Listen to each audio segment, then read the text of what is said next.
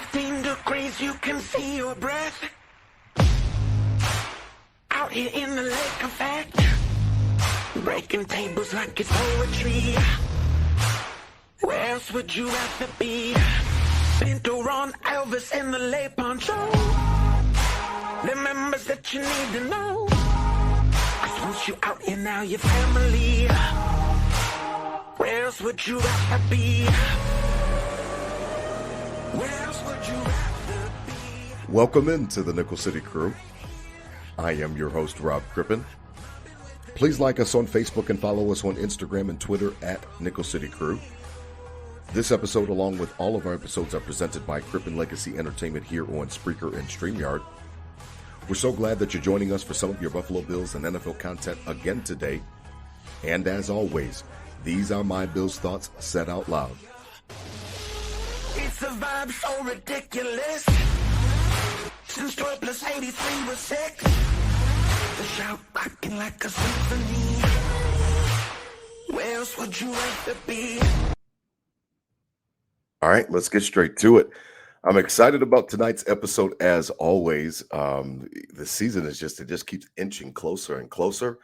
We've got preseason game number 1 in the books for the Buffalo Bills as we approach the 2023 regular season. Again, September 11th, Monday Night Football. Dun, dun, dun, dun. I can't wait. I just can't wait. And all of the different parties that'll be going on around Western New York and across the country and across the world. Bills Mafia, we do stretch really, really deep. So can't wait. We're getting closer. As always, joining me tonight, my co-host, Adam Dump Truck Rupsick. Holla at the crew, Adam. You can check him on Instagram at Adam Rupsick, RUPCZYK. What's good, DT? You're the master of those IG posts, by the way, man. You make us look really good on Thursday mornings, man. Gotta get us out there. Gotta get us out there. What's up, Rob? It's another week, man. Another week closer. As when this one comes out, we're going to be 3 weeks out to the beginning of the year. So yeah. It's time. We're click clacking. I'm driving home today. I'm seeing the kids going to practice with their helmets and their shoulder pads on their bikes, going to practice, and just get you juiced, and reminds me of the days, but get you juiced to get back to 17 and the boys getting after it. So I know you had we're looking on the youth today in the youth football, and it's in the air, man. The pads are clicking, and you get your hands on Madden. I see you posted that yesterday. You get your hands on the new Madden yet? You see what it's all about? No, it comes out. I think it comes out tomorrow. Tomorrow's actually my birthday when we release these episodes. So, even though it's my birthday, I'll be really getting my king's a birthday present, because I'll just get it and then they'll just gobble it up anyway. But I just want the case so I can put it right up. I was gonna say, you're gonna get 2. You're gonna buy one to put on and another one just to put up with the Josh. Well, I definitely want to put a case up on the wall behind me for sure. Even if the game is not in the sleeve itself, I've got to have that. That cover right here behind me. So I can't wait for it, man. You're absolutely right. Football's in the air, as we talked about. My oldest son, my oldest King Bobby, he's getting ready, and he's playing tackle football this season again for the 2nd straight year. And I was just at a scrimmage. We were talking about a pre-show and just watching, and like you just said, man, like the kids, it brings it back. It just reminds you that football is so close, and it reminds you how much it means to us. And it really is the national pastime now in America. So as we get closer to the regular season start, DT, it's been interesting because we've got a preseason game to kind of dissect quickly and talk a little bit about. And then I wanted to get into some camp stuff that I've been hearing about these last couple of days, including the fights and the spirited camp that they had yesterday. I know we release on Thursdays, but on Tuesday, there was a ruckus or two at camp, and it seems to be going around the league. So we'll get into that as well. Preseason game 1 in the books, DT. I mean, you don't want to go out and put out a product where you're trying to lose or anything like that. The number one thing is obviously health and the safety of your players when you go into these games. The Bills, obviously, knock on wood, came out relatively on the good side of the health department. But man, I mean, it's always good out to go get a win. Kids Day. I know I let my tickets go to one of our buddies there in our section, and listen, man, go out with the kids. You get a chance, even though Josh Allen's not playing, 14's not playing. You still get a chance to kind of, get back to the stadium. And that's got to be a great feeling. I know that it looked great on TV. Yeah, go through routine. 1-0, 1-0. One step closer to hoisting it up in February, and kind of a shame, that Josh and 14 weren't playing on Saturday with the kids' day. A lot of people probably aren't going to make it out to the Right. regular season and see it for real, but it's all Right. part of it. I know one of the ushers, works for me in during the week, and he was Mhm. all pumped to kind of get his routine rolling and where he's going to park, Yeah. what time he's leaving every day, Yeah. because it was at 1 o'clock, even though 1 o'clock's a little in A the little bit back rare seat now. of this year, but everyone just kind of getting in the groove, getting into that, how to handle a game day. That was the main point of this preseason, and main point. Good showing, kind of all the way around. Your typical preseason game, right, Rob? Nothing too Yep. flashy. It was kind of Yeah. black and white, in and out, and but there is some things we'll talk about tonight that I think are eye opening in good ways and bad. So excited to to break this down and see where we're at with on the front half of the back half, if you will, of the preseason and training camp. Yeah, training camp has shifted again. The Bills closed camp at St. John Fisher, came back to Orchard Park, where I guess that, whatever you want to call it, phase two of training camp or the in-home version of training camp, Yeah. back at One Bills Drive. So it was interesting to see, one of the biggest takeaways, and I know that everybody's already, got a chance to kind of speak about it. And, I wanted to get your thoughts on it as well, because it was just an interesting point that I had in my head about it was, Matt Barkley, it looks like he needs to be the Buffalo Bills backup quarterback. And there were a couple of different things that I took away from his performance, in obviously the contrast to Kyle Allen. Kyle, you hadn't heard a lot of good things coming out of camp about him, DT. And it was almost to the point where, people were making not excuses, but, the point was been made on WGR, and Sal's made it as well, is that, the offense is not going to change. Ken Dorsey's going to practice what he's going to practice to make sure that he's getting Josh Allen ready for the regular season, which means that when the backups come in, they're not changing the offense. They're going to run that offense, and they're going to get, the team prepared. However, Kyle Allen has not looked great out of camp. And then it kind of, spilled over to the game where, he wasn't, atrocious, but he really didn't seem to have a great command of the offense. I saw some situations where it just looked like he was uncomfortable, and it kind of bore out because when Barkley came in, boy, it was like a light switch. I mean, I remember back to that Jets game, DT, where, he's got to come in off the bench. He's got to come in for an injury. And, Barkley's kind of just like, he's just a gamer. He's just ready to go play. He's loose with it. I know it's preseason, and that, affords you a little bit more of an opportunity to be even looser, but he kind of came out and just let it show the exact opposite of what Kyle Allen was in respects to the grasp of the offense. Yeah, I'm open minded in being the first week, and the Colts' old offensive coordinator a couple weeks ago came out, and the clip of him came out at least, and they were like, why aren't these guys getting reps in practice? And he's like, well, if Peyton Manning goes down, we're fucked.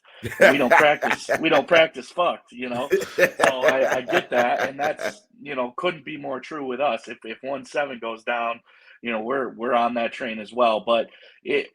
The backup quarterback to a guy like 17, isn't going to be anywhere near him or the same skill set, or doesn't even have to be the same type of player, because there's nobody like him, right? So you can't go out and find like a scrambler or a guy with a power arm. It's got to be whoever is the most suitable backup. Barkley obviously has the experience.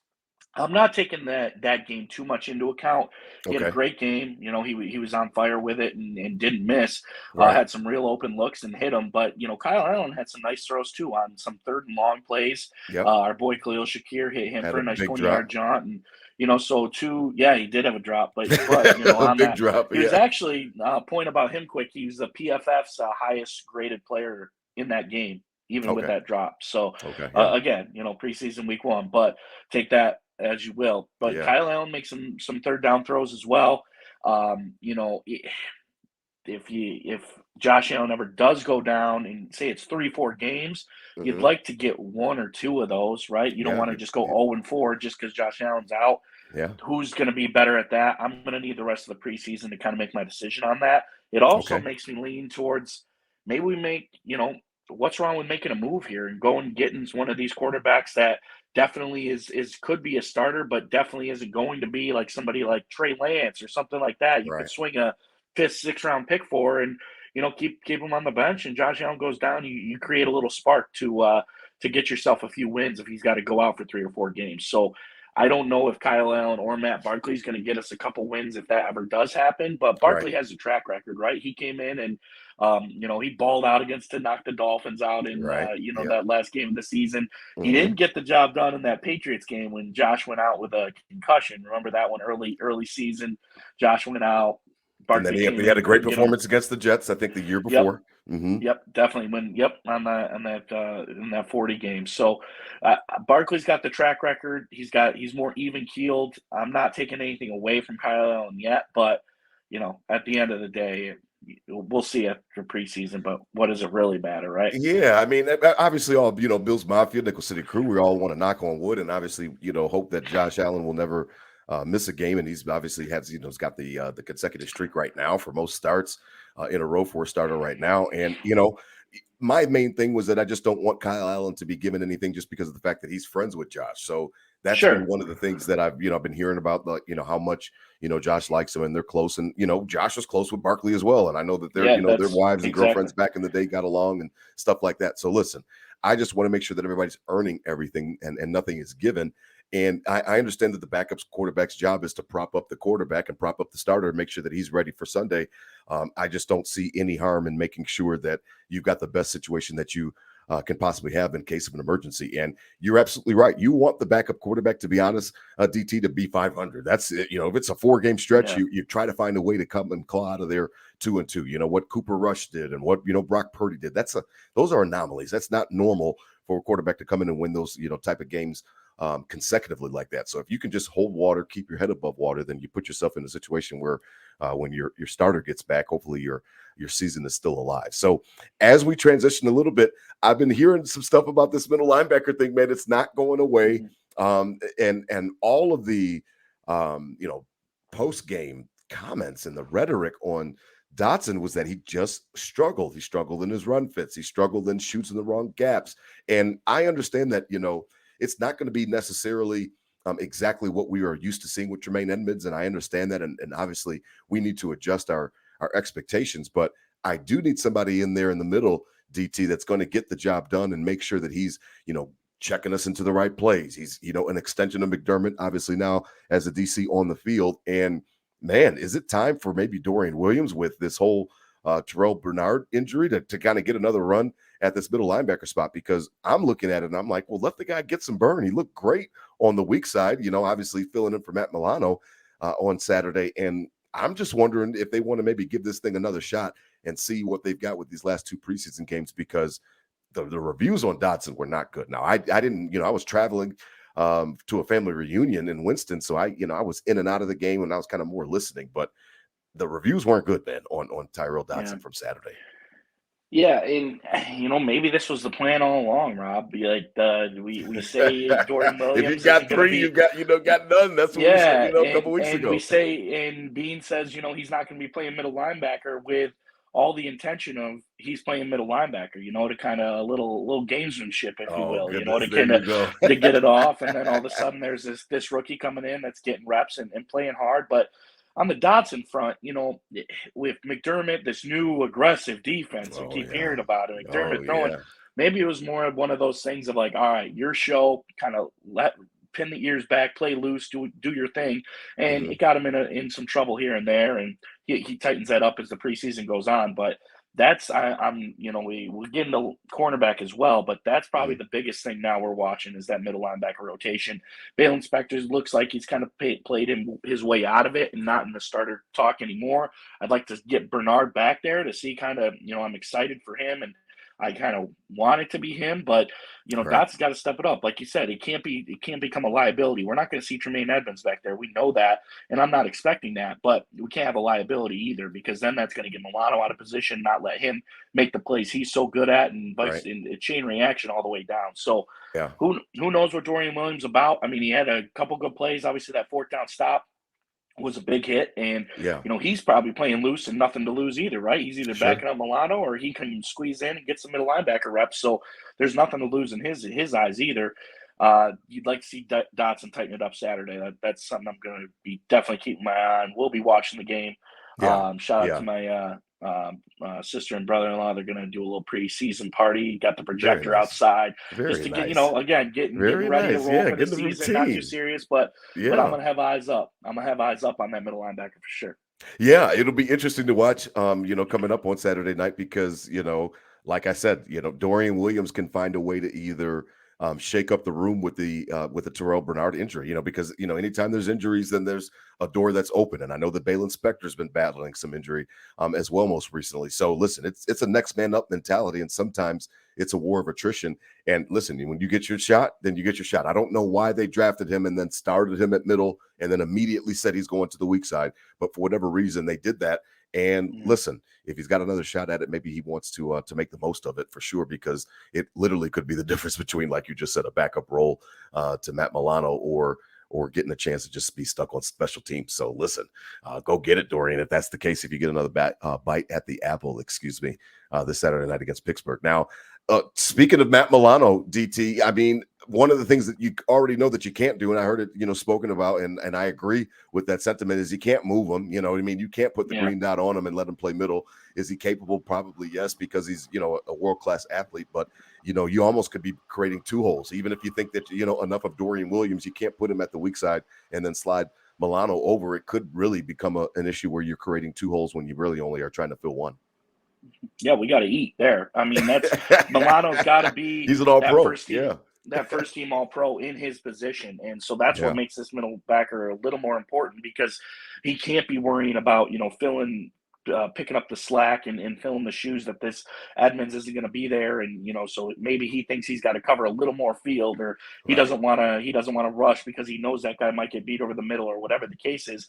We can't have that. We need 58 to be full 58, and that's a great point about creating two holes, because that could very well be a thing of him being a leader on this team and trying to almost take on too much, if you will, of like, all right, I know it's a little hole over here in the middle, so I'm going to start, cheating over and doing that. And then he's half the player he should be for attacking him and being what he could be when Tremaine Edmonds was in there. So somebody's got to step up. I mean, McDermott being a defensive mind, let's go. It's on you. Nowhere to hide. Figure it out, bro. Because, I don't care. Rotate them through. Dodson, Bernard, Williams, whatever you got to do. Keep it fresh. Keep it rolling. But, we got to start making plays there. Yeah, you do. You're going to need a middle linebacker. Now, there's debate over how important that position is in the Bills defense. Obviously we're a heavy nickel defense and different things like that. And obviously, like you just spoke about, Milano really is the anchor of that linebacker core.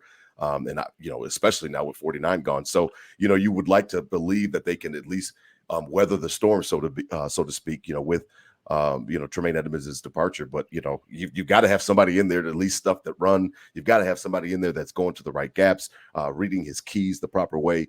Otherwise, you'll have some gaps in the defense that you definitely don't want. Now, cornerback 2, man, again, another competition that we've talked about when we did our defensive preview, DT. And is there a little bit of clarity on this? Because they treated Dane Jackson like a starter Saturday. Big and time. I thought that was intriguing because of the fact that Elam and Benford went pretty much the rest of the game battling it out and doing their own little rotation, where it's almost the writing on the wall. I mean, I don't know why you'd pull him after the first series or however long it was for him if you didn't have intentions on him being, the starter opposite of Trey White week 1. Yeah, and that's exactly right, Rob. You're looking at, in this middle linebacker discussion, it was kind of all over the place and in and out, and you didn't know who was, that you couldn't tell who their clear-cut starter was. It couldn't be clear at cornerback 2. I was very surprised on that. That's the first thing. I missed the beginning of the game myself. First thing I did was went and looked at snaps and series, and I see Dane Jackson a couple plays and out. And I said, well, there it is. There it is. He's the starter there. So that's as clear cut as it gets in my eyes, Rob. I mean, if it was the true competition, like they were talking in training camp, and every day each one was getting a different rep at the ones, you would have saw that Saturday. You would have saw that Saturday. So not that this is the final roster or the final rotation or anything like that, but it's very clear cut to me. If they were anywhere burn. Yeah, I mean, it is clear cut. I mean, you cut out, but you're good. You're back. Yeah, Dane Jackson would have got a lot more burn if it was still up in the air like it is in the middle linebacker side. Yeah, no, you're absolutely right. I mean, he was treated like a starter.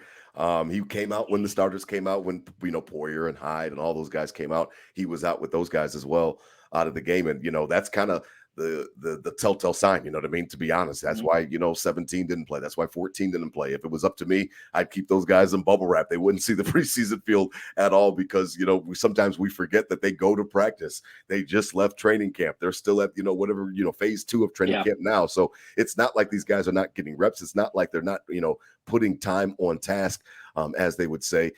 They're getting their reps. You know what I mean? It's just not in a live action setting. And I'd love to keep those guys healthy and to make sure that they're don't even see the field in preseason. Now I don't know if that's the case or not, but they definitely treated Dane Jackson on Saturday like he was a future starter for them. So it'll be interesting. Now before we move on, I mean, is it a situation where you think that 17 is going to get some looks? I don't know how they want to treat it, man. Like I would just keep him on the bench, man, to be honest. I would rather the season rides on him so much. And I almost feel like, DT, that the backup quarterback competition, after the game, McDermott says, he's asked if it's a competition now with the way that Barkley played. And he said, succinctly, yes.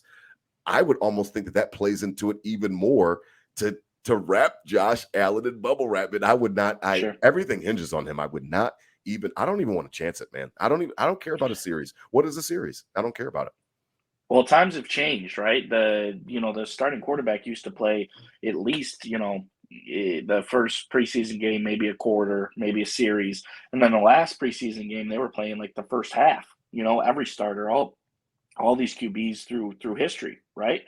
So, I mean, I agree. What's a series? You'd like to see him out there just to have that like pat on the back, like, oh, okay, he's ready. So you don't have that Right. excuse week one. He comes out rusty and you're like, oh, he should have played a little in the preseason. But Right. like you said, Rob, it's not like these dudes are just coming off the couch and playing September 11th at the Jets. Like they've been practicing every single day with the rest of the team. What's a series in live contact? I just want to see him throw a dart for a touchdown, right? That's why I want to see him in there, but it's obviously not worth a long-term injury or anything like that. So I'm indifferent. I mean, Okay. I would say if I had to pick, I'd like to see him quickly, just to say he got out there, just to diminish that excuse of if they do come out rusty, oh, he should have played a little in the preseason. I'm not too scared about it, but at the same time, that's a great point. I didn't even think about what you just said with the backup competition.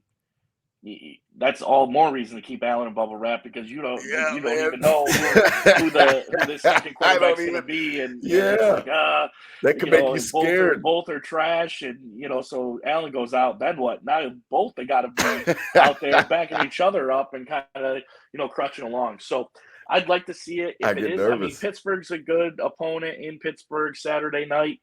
Maybe a quick one. Him and Diggs do that first series before it gets dark out. But Diggs has been tearing I'm up good camp. either way. I'm good either way. I'm wondering about risk reward. I think that's where it really falls down to. And I know Sean McVay has been, pretty big and a big proponent on not playing the starters back when they were contending for Super Bowls the last few years. And it's just a situation where it's just not worth it. I think back to even this last week, I mean, I saw Patrick Mahomes run up the middle, against the Raiders, and it's a division rival. And, there's guys out there that are trying to make a name for himself. He goes and slides, and he was just a fraction of a second away from a guy trying to take his head off. Now, would have been a penalty? Yes. And all this other stuff, but who cares? Like that guy didn't care because he literally was trying to launch like a missile. So I just am worried sometimes about, unnecessary hits on the quarterback. And I think that I have enough faith in the way that they practice, the way that they go about their daily job that, the rust or whatever you're talking about and what people talk about week one, it'll quickly wear off because, the other way, it could be a major problem for sure. So we'll see about that. Now, one guy that stuck out to me, even in my limited time of paying attention to the game, I was really mostly listening to it as I was driving, and my sons were watching it in the back on the phone. I was most interested in hearing about your thoughts on Andy Isabella, because now I'm starting to wonder if that's Nyheim Hines' kick return replacement. I don't know. You know how I am, DT. I'm not always, savvy on the back end of the roster and where you're going to make cuts and different things like that. I don't know if it's a shorter. I would assume that it's not Shakir because of the fact that they invested the draft pick in him. He'd be subject to waivers. You don't want to lose him. So, even shorter would be an easier guy to sneak onto the practice squad than it would be Shakir. But boy, speed kills in this league. Madden's coming out tomorrow. We all, John Madden always talked about how speed kills. Speed kills in this league still to this day. Andy Isabella, 4.31 40. He looked quick out there. He looked fast. It might be a situation where you want to keep this guy around, even if it's just for kicks. I don't know what it means in the back of the wide receiver depth room, DT, but it almost seems like a situation where you might want to find a way to squeeze this guy on the roster because speed is something sometimes that you can't replicate. It was nice to see, and Dean is. I feel like we're chasing. Since Tyreek Hill came onto the scene, every NFL team is kind of chasing that vibe. Chasing that speedster, that guy that that can burn it off. But I just have trouble seeing where he fits. If we bring Deontay Hardy in, Deontay Hardy's first team All-Pro kick returner for the Saints. 2 years ago when he's healthy, he's taking kick return reps all camp. So I'm cool with having him there. Isaiah McKenzie returned kicks, until Nyheim Hines came in, and he also played, slot offense receiver. As well. Deontay Hardy can do the same. And if you put Isabella in, then where does Shakir go?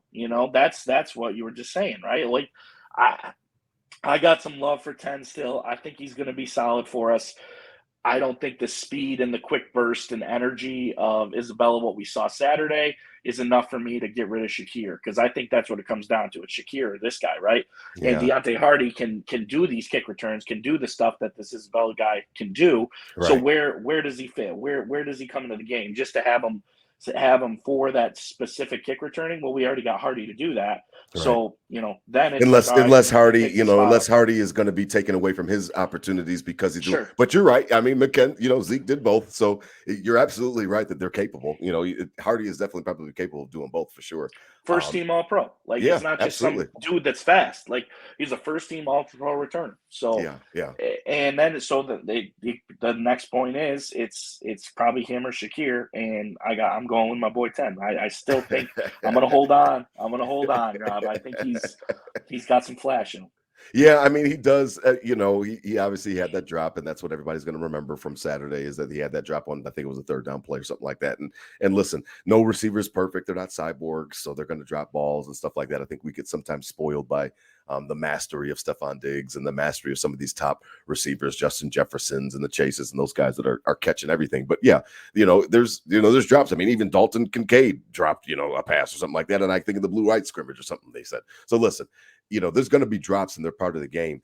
I'm looking for Shakir to separate himself in respects to, I'm trying to figure out with Sherfield, with Hardy, what are you bringing to me? Now if it's just spelling guys and we're mixing guys in and out and that type of thing, and it's all just about rest and keeping guys fresh, then absolutely keep him on the roster. You've made the investment in him by drafting him, so obviously don't turn your back on it. But if it's a situation where you don't think you're going to use him much, now I might opt for the faster guy in a situation where neither one of them is getting much burn. But I don't know really their plans for Shakir. Sometimes it's hard to see what they really have planned for him. You know what I mean? A couple other points on this preseason game as we wrap that up. Was Shorter hurt? Did Shorter play? He played. I think he only got like a target or something like that. He might not have even gotten a target actually. Yeah, he didn't get a target. That's why I was asking. So but he was on the field. That kind of scratched my head a little bit too. Like, all right, this guy's going to be 5'6" on the depth chart if he makes his team as a rookie wide receiver. Why wasn't he in the third and fourth quarter getting looks? Is Desmond Patton better than Justin Shorter? Like that's what it told me with the kind of the reps and stuff these guys were getting in late in the games.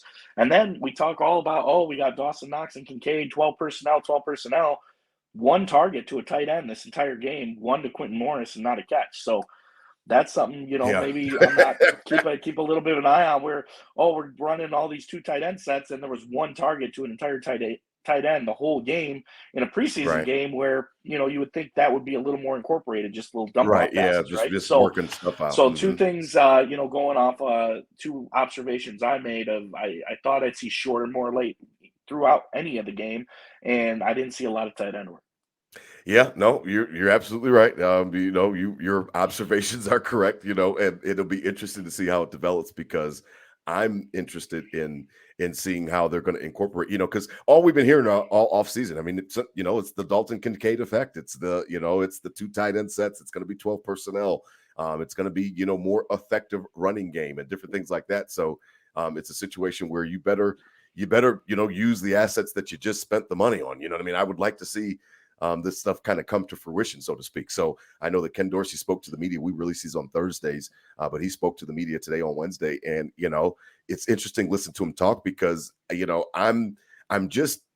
I'm very interested in wondering what he's able to provide in this second year, because as we always talk about it, you only get one chance to show that it's, your first time on the job. And that's the only time you're able to use that excuse. So next year, he's not going to have that in his back pocket to use. And it'll be interesting to see because it was crazy that Warren Sharp, they had brought it up on WGR DT, that the Bills are last in the NFL over the last 2 seasons from the 3-yard line and in. Now, that's a weird, wonky, yard line to pick, but it also encapsulates, something about, I think, Dable. And it even stretches back to Dable, I guess, since it's stretches 2 years where they're struggling when they get down close. And those are some of the situations where you do want those layups. You do want those easy plays, those easy plays, excuse me. You think about the Super Bowl, you think about Kansas City and those great Andy Reid, draw plays where they're doing the fake, motion and reversing it back out. And they're both wide open touchdowns on the biggest stage. I'm looking for Ken Dorsey this season to kind of separate himself to help create some of those easy plays where it's not just Josh up the middle. And I know that they've added running backs where that's probably not going to be their first answer to that problem. But really, you got to make sure that you're converting those, you know what I mean? Because sometimes, those points can come back and prove costly. So it was an interesting stat today that I heard again on WGR about the fact that the Bills are dead last in the league over the last 2 years from the 3-yard line and in, and it goes everywhere. I mean, completion percentage for Josh Allen, conversion, points per possession, all that type of stuff is at, at the bottom. And it was just interesting because I really am looking for some easy stuff. And I know that Dable wasn't perfect, but I do need Dorsey to kind of incorporate some of the other things that Dable did because, Dable was fairly good at that for, the majority of his tenure. You know what I mean? Yeah, 100%. I mean, that's a tough stat, right, Rob? I know. I know the 3-yard. It was when I heard 3, I was like, well, why did he pick the 3? Yeah, why wasn't you'd it the 5? See a lot of these touchdowns. Josh Allen gets. We're scoring from 20, 30, 40 yards out. Right. That's right. a lot of our offense in general. But yeah, and that's the perfect counterpoint that we still score many points. Yeah, two years ago on that 4th and short, we can't convert. There's a few times that had cost us. The Miami game last year, and everything in between. It just felt a little locked up in there. And hey, that's what Dalton Kincaid, right? If he's big body, get it through, or a little more creativity. Like you said, the perfect example was the Super Bowl with the Chiefs of the motion on each side. The exact same play was wide open both times. Yeah, let's start incorporating that. But then at the end of the day, too, something like in the Eagles with Jalen Hurts, just up the middle. QB sneak. Like, I'm not mad at that either. And they say all the statistics, and you don't want people rolling up on your quarterback, whatever, but it's almost guaranteed to work, right? So that's something else that I don't think the Bills do a lot of is that QB sneak. And, maybe that helps them in the 3-0 and helps them in my fantasy team when Josh Allen gets that rushing tutty. Maybe so. I mean, it seems like they brought in some running backs like Damian Harris and like Latavius Murray to maybe take some of that some of the weight. Kudos to Latavius Murray so far. He's absolutely. He's looking great. Your guy. I mean, him. So I mean, it looks like it should be a situation where maybe they've got some of the running backs now in there to maybe lighten the load for Josh and maybe not make him take all those hits where he's saving those runs and those QB sneaks for the playoffs when when the chips are on the line. And I'm definitely down for that because I want to see him healthy as long as possible. Now, speaking of playoffs, DT, as we begin to wrap up, it's funny because I called WGR today. A topic came up, and sometimes I'll just get that itch where something it'll hit me, and it'll just sit with me a certain way. And it's funny because this is a conversation that I've had on that show, Show Up in the Bulldog before with Bulldog. And it might have even been over a year ago because he had talked about DT. We talked about a pre-show, basically the second Sabres run. So the second Sabres run after they had went to the Cup or whatever. Bulldog was talking about how he really didn't enjoy the regular season at all that season because his eyes were focused on the playoffs and focused on getting back to the Stanley Cup final and stuff like that. And he really, lamented the fact that he missed that season because he didn't enjoy the run, because that was obviously a great team. And I think they were the President's Trophy winners and different things like that. But he was so focused on the end of the year. DT, I am being honest with you, man. I feel like I'm in AA right now. I am getting dangerously close to that, DT, with this season. Here's what I'll explain with it. I am so disappointed in the way that the seasons have ended these last 3 years, obviously chiefly 13 seconds, and then last year was such a gut punch as well, that I'm starting to feel anxiety for just wanting to get to January, just wanting to figure out where our seeding is, just wanting to figure out what the matchup is. Are we playing the 8? Are we the 2 seed? Obviously it seems like it's Mahomes' birthright to be the number 1 seed in the, and get that bye week. And then, okay, are we a 2 seed? We're going to host the AFC South champion, or are we the 3 seed? Are we going to get the West champion? Whatever. And I want to make sure that we're soaking this in, Bills Mafia, soaking this in, Nickel City Crew, because there is a chance and there is a shift that can happen in your mind where you start to go and you start thinking about the end and you start thinking about what the final result is going to be, as opposed to enjoying this team, enjoying this fabulous, everything about the team is great, in my mind. I think that they're a wonderful team. They're close. We've seen that last year with the way that they rallied together in some really difficult circumstances. Talk to that, DT, because I don't know if you've ever had that problem. I know that you're in it and we're down in it with the tailgate.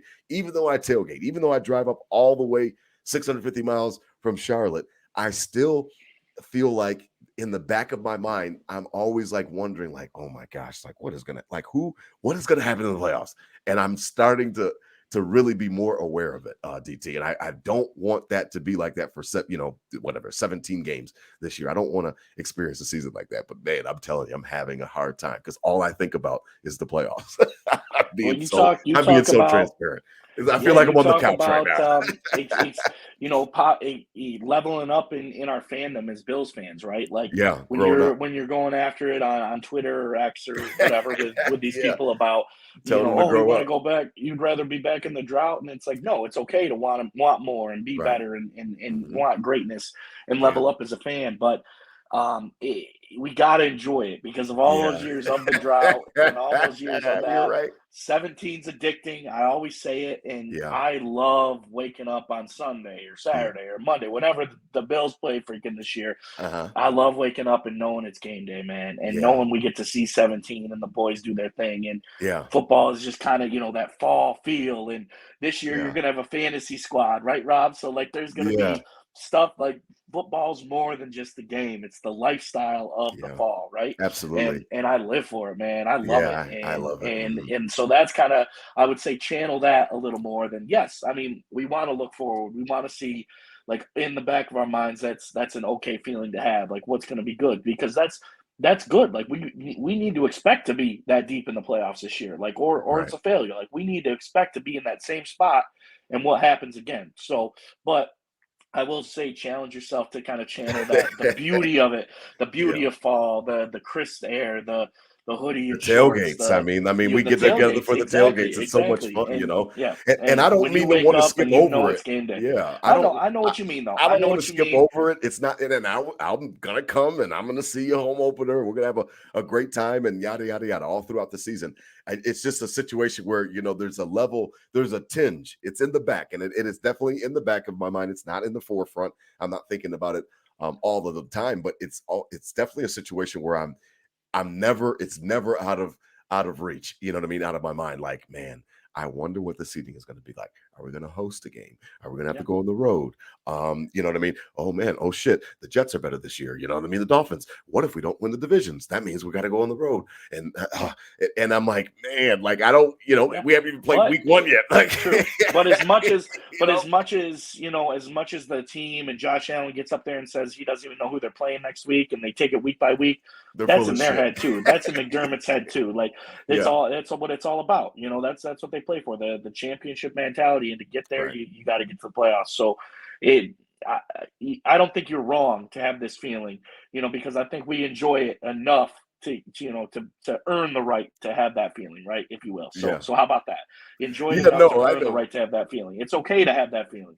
Yeah, I mean, I think that it's really combined because after I called WGR and then somebody called right after me, and was talking about 13 seconds and asking the guys what they thought.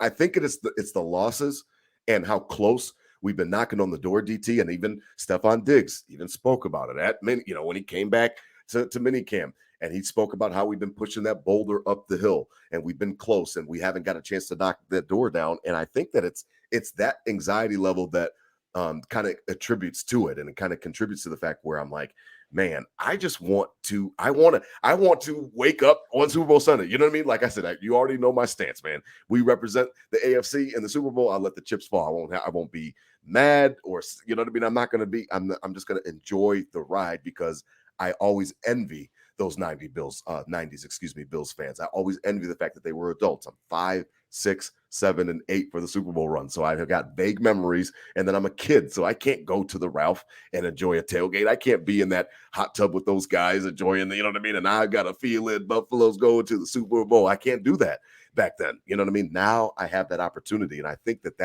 it's just the taste. I want that taste of knowing my team is getting ready to lace it up tonight at 6:30 for the biggest, for all of it, you know what I mean, for all of the marbles. Yeah. And until we get there, man, I'm gonna be like, is this the year? Is this the year? And and that's literally how I started my call at WGR today. I was like, is this?